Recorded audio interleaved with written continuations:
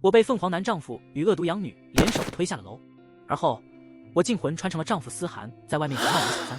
待我再次睁开眼，映入眼帘的便是思涵那令人作呕的脸。宝贝，你醒了？还有乖乖的站在一旁的养女。妈，要不要吃点啥呀？我二话不说，抬手给了思涵一个耳光。确实，我醒了，而你们俩也该永远沉睡了。当我迷迷糊糊醒来时，脑海中那剧烈的疼痛感已然消散。真奇怪，从那么高的楼层摔下来，我竟然还活着。宝贝，你醒了？思涵那恶心的声音在我耳畔响起。我惊恐地睁开双眼，望着眼前满是笑意的思涵，一股强烈的恐惧和恶心感从心底猛地涌起。他下意识的，我抬手又给了他一巴掌。他捂住脸，满脸的难以置信。瑶瑶，你怎么了？瑶瑶是谁？我看着自己伸出去的手臂，那嫩白的肤色光滑无瑕。我的原生胎记不见了。我飞快地跳下床，奔向卫生间。站在镜子前，一张截然不同的脸庞呈现在我面前。我难以置信地轻抚着这张年轻漂亮的脸蛋。我陆晴变成了另一个女人。思涵在外面不停地拍打着卫生间的门。宝贝，你没事吧？是不是身体不舒服呀？快出来让我看看，不然我们去医院瞧瞧吧。从思涵关切的语气中，我判断出这个女人是他的情人。爸爸妈妈可能是昨天看到那个老女人摔下去的样子被吓着了。妈妈，我和爸爸都很担心你，要不先吃点东西吧。思甜的声音也传来。思甜是因为我和思涵一直没能怀上孩子，才从孤儿院收养的孤女。就在昨天，她和思涵在家里精心布置，说是要给我过生日，捂着我的眼睛说要给我一个大惊喜，把我骗到了窗边。等我睁开眼时，却看到了思甜那极为恶毒的眼神。去死吧！她伸手推搡我，我紧紧扶着栏杆，与她纠缠在一起。我不停地呼喊思涵过来帮忙，没想到她竟然趁我们俩撕扯之际，将我猛地推下了楼。一个是我相伴多年的丈夫，一个是我亲自收养照料的养女，这两人亲手将我推入了深渊。如今，一个喊着别人宝贝，一个自然地喊着妈妈，而我却成了他们口中的老女人，多么讽刺啊！此刻我仔细地打量着镜子里女人的眉眼，果然精致无比，浑身散发着独属于青春的活力。我不由自主地笑了起来，真是天意。思涵和思甜其实不必如此心急，因为我早已病入膏肓。就在他们给我过生日的那一天，我甚至感动地准备联系律师，把遗产留给他们父女俩。可惜啊，狐狸终究藏不住尾巴，他们的野心暴露得太不是时候了。感谢上天又赐予了我这副年轻的身体，既然我醒了，他们俩就该永远消失了。我换上一副笑容，推开卫生间的门。思涵紧皱的眉头舒展开来，拉起我的手，另一只手轻轻抚上我的额头。是不是不太舒服呀？我强忍着心中的恶心，朝他笑了笑。没呢，只是做了个噩梦，梦见陆晴姐姐浑身是血，拼命让我赶紧逃。我一时有些害怕，没缓过神来。我没事，不过她说会来报复你们的。门铃突然响起，接起电话，竟是医院打来的。是司先生吗？您夫人的状况不太妙，麻烦您尽快来医院一趟。好的好的，我马上就到。思涵挂断电话，紧接着医院的缴费信息就发了过来。他的脸上立刻露出一副不耐烦且狰狞的神情。早知道哄那女人去最高层过生日了，也不至于现在她半死不活的拖累我。没想到她命还挺大，真恶心，还得替她交医药费。想想她现在那副模样，我都吃不下饭。思甜放下筷子附和道，随后思甜眼中闪过一丝亮光。爸，与其等着她咽气，不如我们直接放弃治疗吧，遗产不就都是你的了？思涵有些犹豫，思甜拍了拍他的手安抚道，没关系，爸，我陪你去。思涵点点头，换上一副笑脸，转头对我说，我们去就回，你在家好好吃饭。我试探性的开口，我自己在家怪无聊的，不如我也陪你们去吧。思涵犹豫了一下，那见状，思甜抢先说道，爸爸，那件女人还在医院躺着呢，众目睽睽之下，妈妈现在的身份可不太合适。思涵连连附和，瑶瑶啊，我也是怕那些社区的闲言碎语会影响到你，你先乖乖在家待着吧。我一脸不情愿地甩开他的手，他摆弄了一会儿手机，翻出一张照片举到我面前，一只手搂住我的肩，你看嘛，他现在那副鬼样子，你胆子小，我怕会吓着你。我看向他的手机，一股冷汗从心底冒了出来。图片上的人全身都被包扎得严严实实，插满了各种管子，还有些破碎的肉露在外面。他们俩似乎对自己的杰作很满意，相视一笑。而我虽然提前有了心理准备，但还是不由自主地颤抖起来。我拉住思涵的手，等他死了，你会跟我结婚吗？思涵心虚地转过头，瑶瑶，这件事我现在没法给你答复，我们以后再说吧。在思甜的再次催促下，他们两人起身去了医院。我现在的身份是小三，无论如何都没法通过正常途径拿到自己的财产，除非先嫁给思涵，让那笔遗产成为我们的夫妻共同财产。在思涵同意结婚之前，我之前的身体陆晴不能死。等他们父女俩走后，我拨通了妹妹陆欢的电话。喂，哪位？陆欢疲惫的声音从电话那头传来。我的眼眶不禁红了。从小到大，我们姐妹俩在父亲酗酒、母亲重男轻女的家庭中相依为命。后来我离开了原生家庭，不再联系父母，只是定时给他们生活费。如今我已身价不菲。我是姐姐花儿。他对面的手机掉落在地，又被迅速捡起。一阵欣喜又怀疑的声音传来：姐姐，你不是在医院躺着吗？你醒了？我仔仔细细地把事情的始末讲清楚。虽然听起来很离奇，但回忆起小时候相处的细节后，陆欢相信了我。你带着爸妈和社区的叔叔阿姨过去闹一闹。思涵特别要面子，一定要暂时保住我身体的生命体征。按理说我爸妈不会管我，我对他们来说可有可无。但陆欢对他们说，如果我死了，第一顺位继承人就是思涵，那他们每月的赡养费就没了。他们可是除了儿子就只爱钱，自然急匆匆地赶到了医院。没过多久，陆欢给我发了视频，思涵和思甜趴在病床边，思甜哭得特别伤心。我和爸爸也只是不想妈妈再受那些多余的罪了，每天都要承受痛苦的治疗，我们实在不忍心。思涵附和道：是啊，岳父岳母，青青虽然现在不能动了，但肯定也不想每天受这样的罪。她毕竟是我深爱的老婆，放弃治疗也是一种解脱啊。镜头一转，我那泼辣的父母在地上打滚。我的宝贝女儿啊，这么年轻，这恶毒的父子俩就要断了她的活路啊！就算是植物人，我们也要让她活着，绝不停止治疗。社区的叔叔阿姨都在一旁劝说思涵，毕竟是一条命，再难也要养着吧。思涵默不作声。这时我爸将水杯一摔：你们这是要谋杀我女儿啊？不然报警吧。思涵这才慌了。本来我坠楼这件事就很蹊跷，要是把执法人员牵扯进来，他和思甜即便把现场布置得再周密，也会害怕。思涵终于松口，那就听岳父岳母的吧，继续治疗。而刚才还为我哭天抹泪的爸妈，此刻却欢欢喜喜地站起来，扬长而去。我自嘲地笑了笑，爹不疼娘不爱我早就习惯了，但总算是保住了我的性命。我审视着面前的房子，开始四处溜达。走到思甜的房间，她今年刚上大学，高中留下的废书还在角落里堆着。在角落里，我突然看到一个扣着的相框，翻开一看，是我们一家3口的合照。思甜被思涵抱在怀里，原本该挽着思涵的我的那部分被人用刀割掉了。再往下翻，就是我现在这具身体的主人李瑶与思涵的合照，但脸部也被割掉了。奇怪，思甜不是很喜欢她这个新妈妈吗？我在屋子里努力寻找线索，终于在画框后面的格子里找到了思甜的日记本。翻开第1页，醒目的大字写着：我爱爸爸，我超级爱爸爸，为什么陆晴还不死？爸爸是我一个人的，我愿意做爸爸的妻子。爸爸也很爱我吧？陆晴终于掉下去了，可是爸爸又有了新女人，我同样很爱他。原本属于我和爸爸的荣华富贵生活，他真的很碍事，就像陆晴一样。我浑身的汗毛都竖了起来，我悉心养大的养女竟然时时刻刻想取代我。直到傍晚，思涵和思甜才沮丧地回来。我上前接过思涵的外套，都怪这2个老不死的东西，关键时刻坏了我的好事。这笔医药费可不是个小数目，都不知道我到时候能分到多少遗产。思涵骂骂咧咧地坐下，思甜起身要去厨房给思涵倒水，而我早已抢先一步给思涵递上了一杯水。别再气了，你肯定饿了，晚上想吃啥呀？思涵的神色渐渐缓和，从我的手中接过水，紧接着一把将我揽入怀中。我清晰地看到思甜那僵住的手以及眼底闪烁着的嫉妒，思涵那色迷迷的眼神紧紧地盯着我，低声在我耳畔呢喃：今晚没什么胃口，就只想吃你。全然不顾思甜还在当场，他的双手愈发不安分地在我身上游走。虽然这副身躯并非属于我，但我日后还得继续使用它。一想到思涵的所作所为以及他身上那股刺鼻的汗臭味，再加上思涵早已步入中年，身上更是散发着一股陈旧的气息，这些味道混杂在一起，直冲我的鼻腔，一股恶心之感瞬间涌上心头。哦，我立刻冲向厕所，将胃里的东西吐了出来。思涵一脸茫然地追了上来：瑶瑶，你怎么了？我清洗完毕，走出卫生间，拿出事先准备好的验孕棒，拉着思涵来到客厅。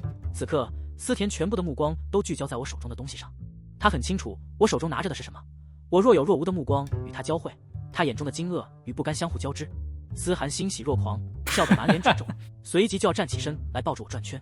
我就知道这么多年一直都是陆晴那个女人耽误了我传宗接代的大事。瑶瑶，你可真是我们思家的大公主。之前我曾独自去做过检查，检查结果显示我并没有问题，那么有问题的自然就是思涵。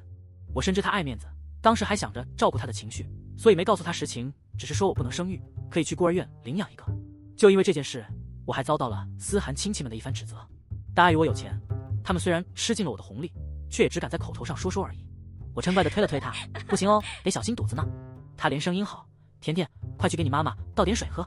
算了，你把冰箱里的燕窝拿过来吧。思甜笑得既僵硬又难看。知道了，爸爸。等思甜拿来燕窝时，竟然还是我之前吃剩下的。这对父女还真是没个讲究，把我推下了楼，却舍不得扔掉我的东西。我还想泡泡脚呢。我娇滴滴地对思涵说道。思涵此刻早已得意的不行，随即就要起身去打水给我洗脚。你的手太粗糙了。思涵连忙打发思甜。甜甜，你来给你妈妈洗脚。思甜满脸难以置信地待在原地。我愣着干什么？赶紧的，给妈妈洗洗脚又怎么了？思涵催促着她。思甜的表情难看至极，但碍于思涵的威严，也只好乖乖地蹲下给我开始洗脚。我慵懒地躺在沙发上，我自己找了个民间医生检查过了，医生说应该是个儿子呢。思涵惊喜地握住我的手。真的吗？瑶瑶，我们老四家有后了。我点点头，又装作为难的样子说道，我不想让儿子生下来没有名分，你最大的心愿不就是带着儿子回老家，让伯父伯母高兴高兴，让邻里街坊不敢看不起你们家吗？不如我们结婚吧。当我说出这句话的时候，明显感觉到正在给我搓脚的思甜手上的力道加重了些。我知道他急了。是啊，一旦结了婚，他这个一心爱慕着思涵的养女在思涵眼中又算得了什么呢？而我有了儿子，他恐怕连财产都难以保住。思涵此时得意的已经找不到东西南北了，不停地给亲戚朋友、父母兄弟打电话报喜。我曾翻阅过李瑶和思涵的聊天记录，发现思涵从来不会主动提起结婚的事情，而李瑶每次催促要个名分，思涵也只是敷衍了事。但是现在，儿子的诱惑实在是太大了。就在思涵眼看着就要答应的时候，可是陆晴还没死呢。思甜开口提醒思涵。思涵皱起了眉头。是啊，瑶瑶，陆晴现在这副模样也没办法。我像撒泼似的一脚踢开洗脚盆，洗脚盆里的水不偏不倚的全部溅到了思甜的脸上。那我明天就去把儿子打掉。我给思涵下了最后通牒。全然不顾满脸狼狈的思甜，思涵连忙过来哄我。瑶瑶，那你说该怎么办？我都听你的。我态度软化下来，将手轻轻抚上思涵的脸。既然陆晴那边没办法放弃治疗，不如你去把他的呼吸机拔掉吧。思涵慌张的摆手，思甜也焦急的反驳我。妈妈，不行啊，你怎么能让爸爸去杀人呢？我冷笑一声，你们两个都能狠心的把他推下楼，现在却不敢拔掉呼吸机了。况且病房里没有监控，拔掉一会儿他们也不会知道。你就当他睡着了，什么都不知道不就得了？我不停地怂恿着思涵。思涵开始动摇起来。思甜在一旁焦急地劝解，爸爸，这件事太冒险了，就算你着急给妈妈一个名分，也不能拿自己的性命去冒险啊。而我不给思涵犹豫的时间，若你连这点风险都不敢去冒，那我瞧着你压根就没把我跟儿子放在心上。既然他亲爹都对他这般不在意，那我看不如把他揍一顿吧。我不停地用拳头捶打着自己的腹部。思涵焦急地伸手拦住我，你这是在干什么呀？瑶瑶，我可没说不同意啊，咱老四家都极其重视这孩子呢。刚才我给我爸妈打了电话，那老两口还特别开心地说要来照顾孙子呢。等儿子出生后，他就是老四家的顶梁柱了。思甜此刻完全慌了神，爸妈这是想害了你啊？我含着委屈的泪水，我只是想和你和儿子有个家罢了。要是甜甜不喜欢，那我可以把孩子打掉的。啪！思涵一巴掌打在思甜的脸上。思甜捂着脸，满脸难以置信地看着思涵。思涵本就愚笨，远远比不上思甜精明。这么多年都是我在挣钱养家，他这完完全全的凤凰男能有什么头脑？此刻他的注意力全部都集中在我身上。我答应你，反正陆晴那贱女人也翻不出什么大浪了，我这也是在帮她解脱呢。在哄我的同时还为自己找借口。我笑得一脸甜蜜，低头看着自己的肚子。儿子，你瞧爸爸有多在意你啊。思涵乐呵呵地笑着，随后又看向一旁捂着脸的思甜。甜甜，这次爸爸就原谅你了，以后有了弟弟要好好孝顺妈妈，爱护弟弟，还不快去重新打盆水给妈妈洗脚。临近周末，思涵打算趁着医院值班的护士人数有所减少的时候动手，晚上守夜的时候实施计划。我和思甜陪着思涵来到病房门口，我透过厚厚的玻璃看了一眼曾经的自己。由于原生家庭的缺失，我对思涵极其迁就，对思甜也是百般宠爱。我一个人在公司里打拼，凡事都亲力亲为，饮食也不规律，最终导致了胃癌。到最后，丈夫和女儿反目成仇，自己的健康也搭了进去。今晚就当做是与过去的自己告别吧。思甜担忧地看着思涵，爸，要不今晚我陪你一起吧。思涵摸了摸他的头，妈妈怀着孕自己在家会害怕的，你送妈妈早点回家休息吧，这里我能应付得了。我走上前去，把她衬衫上的扣子系好，转了转，找到合适的角度。思涵看了看我的肚子，好似下了很大的决心，毅然决然地走了进去，一副十足的好男人模样。我拉着思甜往回走，仅有的2个值班护士还在小声议论着，老婆住院这么多天了，这是她第一次来守夜吧？看到那个波浪卷的女人没有？估计就是他新找的老婆吧，真是个渣男。眼看着2个人越说越难听，思甜真是很爱思涵，就连别人普通的道德谴责她都接受不了。思甜狠狠地瞪了他们俩一眼，眼看就要上前反驳，被我及时拉住。装了这么久，叫了这么久妈妈，果然又装不下去了。我摆了摆手，毫不在意。我肚子里是思涵的儿子，是思家传宗接代的宝贝，你有吗？思甜咬着嘴唇不说话，自顾自地走了。鱼儿上钩了。陆晴已离世。当我正处于酣睡之中，陆欢给我发来一段视频，他告知我，爸妈把媒体都请了过来。此刻，在媒体镜头前悲嚎痛哭的是我的父母。死丫头，说走就走，太没良心了，留下我们这对年迈的双亲都没人赡养了。可怜我们辛辛苦苦把女儿拉扯大，砸锅卖铁的培养她，眼看就要出人头地了，却早早的离开了人世。看着那涕泪横流的老两口，不知情的记者也抹了2把眼泪。只见老两口径直扑向还在床边抽泣的思涵，女婿啊，结婚的时候我们可没拿你1分彩礼，如今我女儿走了，你一个大男人也能养活自己，就可怜可怜我们这老两口吧，把我女儿住过的房子分给我们吧，也算是个念想。看着这一幕，我合上电脑。早在数日前，我就嘱托小雪购置了微型摄像头，趁着给思涵裁剪衬衣的机会，将纽扣给替换掉了。如此一来，便记录下了思涵的犯罪证据。我将证据拷贝保存好，小心翼翼地放置起来。过去的路情已然彻底消逝，我的心中再无一丝温情。这便是我舍弃过去的自己，用以交换新人生的筹码。如今，我还未拿到属于我的财产，现在还不是拿出证据的时候。因为上次媒体的介入以及葬礼的事宜，思涵操办得十分风光，网上那些不知情的网友都在点赞夸赞。好久没见到这么好的男人了，好男人，他老婆这辈子真是值了。我合上手机，看着躲在房间里忙忙碌碌的思甜，该轮到你了，我亲爱的女儿。得知我要和思涵结婚，思涵的父母赶了过来，伯父伯母，我轻声细语地打着招呼。瑶瑶，你怀着我们老思家的骨肉，不用这么客气，快坐下歇歇吧。思母拉住我的手，将我扶坐到沙发上，我羞涩地笑了笑。思甜此刻也迎了上来，爷爷奶奶，思父思母压根没看他，也没接他的话茬。思甜尴尬地站在原地。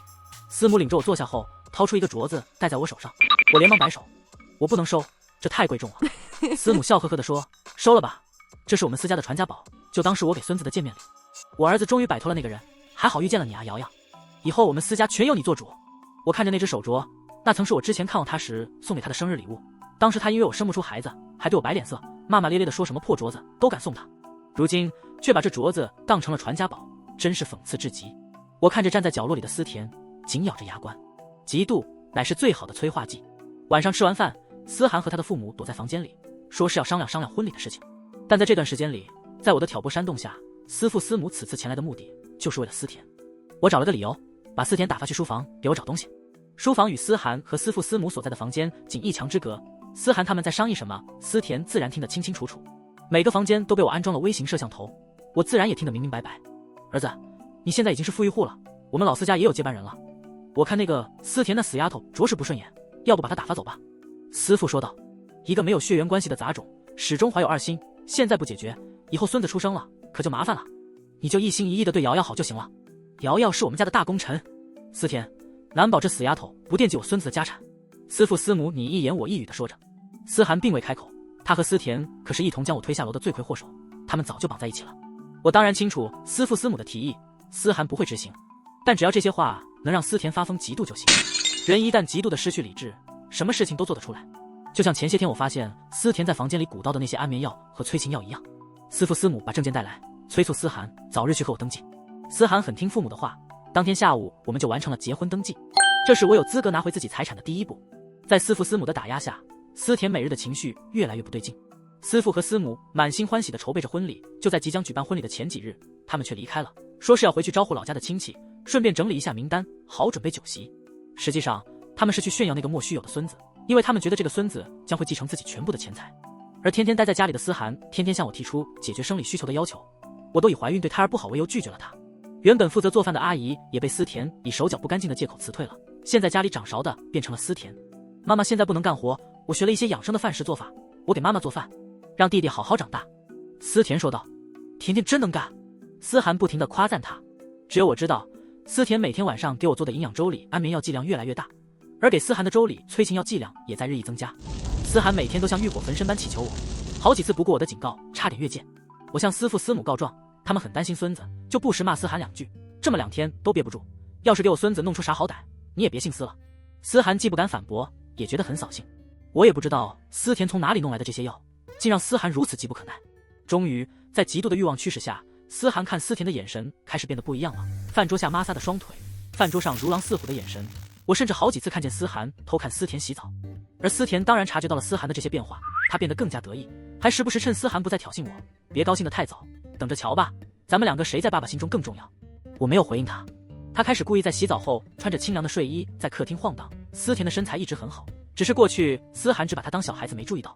男人很难管住下半身，何况思田还是他的养女，与他毫无血缘关系。思田做的营养粥我照旧喝着，还表现出很嗜睡的样子，他丝毫没有察觉，甚至没发现我已经将他的安眠药给掉了包。现在每天的营养粥真的只是营养粥，而思涵的催情粥却是货真价实的。终于有一天晚上，我发现思田给我下的安眠药剂量很大，饭后的思涵更是躁动不安。思田在卫生间冲洗了很久，我早早便上了床。片刻，有人敲了敲我的门，我没回应，装作睡着了。随后思田的房间里传来阵阵低喘的声音。甜甜甜甜，你好听话啊，我以前都不知道你这么好，我好爱你。甜甜衣物撕扯的声音接踵而至，你爱我还是爱李瑶？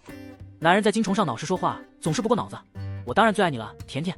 可是他生了儿子，你就不要我了。思涵低低的喘着，一边哄着思田，不会的。那你拿什么保证？大不了我们两个再按照杀掉陆晴的办法推他下楼就好了。思田像是得到了定心丸一样，不再追问。这对恶心的男女开始专注调情。我关上电脑，视频看到这里就足够了，我只要这句关键的话，其余的打码以后送给他们俩一个大礼物。我戴上耳机，屏蔽他们两个恶心的声音，沉沉睡去。第二天醒来，就看见神清气爽的思涵和略带娇羞的思田。你起床了，瑶瑶。思涵喊我，我应了一声。他转身又背着我，递给思田一个安抚的表情。我假装看不见这些小动作。我今天要出去一趟，我去看看婚礼的小物件。我对他们俩说，按照往常，思涵是不允许我随意在外面走动的，因为这个小区还是以前住的旧小区，新买的房子因为去甲醛还没来得及搬进去。往日里为了维护他的面子，我也不能露面，但街坊邻居早就知道，只有他一个人在自娱自乐维持体面罢了。然而思涵却显得有些兴奋，他并未阻止我，还假情假意地问道，需不需要我陪你一起去呢？不用，我回应道。思涵并未拒绝，而是乐呵呵地答应了，因为他昨日才刚刚品尝到思田的新鲜滋味，此刻恐怕还意犹未尽呢。今天一大早我就特意为他们俩腾出了空间，他自然乐得接受。果然我一关上门，便听到了思田那娇羞的声音，你干嘛讨厌？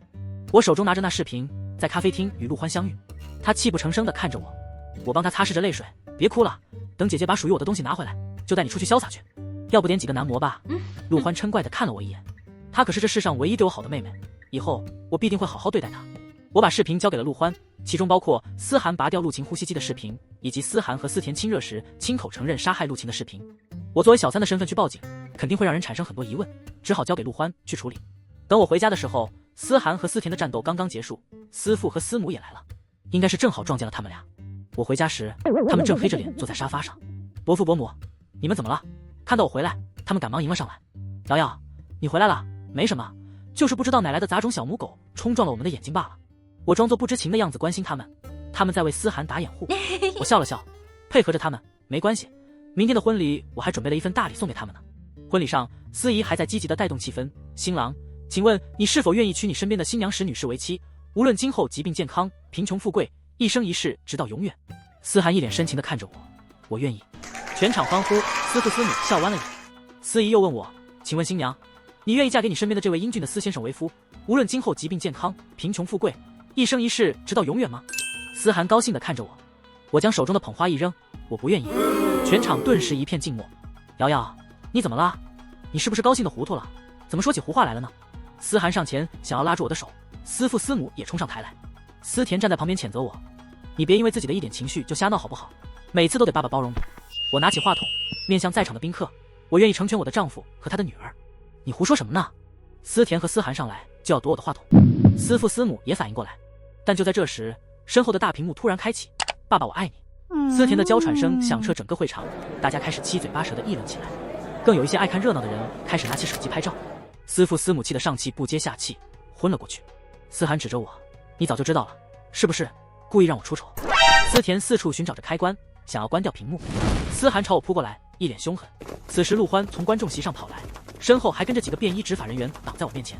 你好，执法人员，你与思田涉嫌故意杀人罪，跟我们走一趟吧。思涵瘫坐在地，思田见状想要逃跑，却被早已安排好的便衣执法人员截获，两人被带走了，而我倒在了陆欢的怀里。姐，我终于为自己报了仇。思涵和思田被判处了刑罚，网上对这件事情的关注度非常高，而我在受害者亲妹妹陆欢的维护下，被包装成了一个被男生骗婚的悲惨女人。毕竟这是我以后都要使用的身体和身份，我也不怪原本的李瑶插足别人的婚姻当小三了。这具身体我用的挺好，还体验到了重返青春的感觉。试错半生，归来仍是如花似玉的年纪。我改了名字，叫江烟。把妹妹接触了那个我们都厌恶的原生家庭，我们姐妹俩从此相互陪伴。同时，我向法院提出了离婚诉讼，最终思涵净身出户，而我终于拿回了属于我的一切。兜兜转转，我心怀感恩，感恩上天给了我新的机会。陆欢陪我去看望了思涵，她面容憔悴，剪成了寸头。她见到我也很激动，瑶瑶，对不起，我不该骗了你，是思甜先勾引我的，我的钱财都给你，你照顾好我们的儿子。儿子？什么儿子？我跟你从来没有过儿子吧？听到我说这些，思涵激动不已。李瑶，你这个毒妇，你打掉了我们的儿子。我靠近话筒，看着他发疯的模样。思涵，你知不知道你为什么和陆晴结婚那么多年都没有孩子？你根本就没有生育能力。他暴跳如雷，吼道：你在胡说八道，分明是那个女人没本事生孩子。我嘴角微微上扬，露出一丝不易察觉的笑意，从包里掏出之前身为陆晴时哄骗思涵去医院做的体检报告。那时我担心他会因这件事而自卑，所以一直没将结果告知他。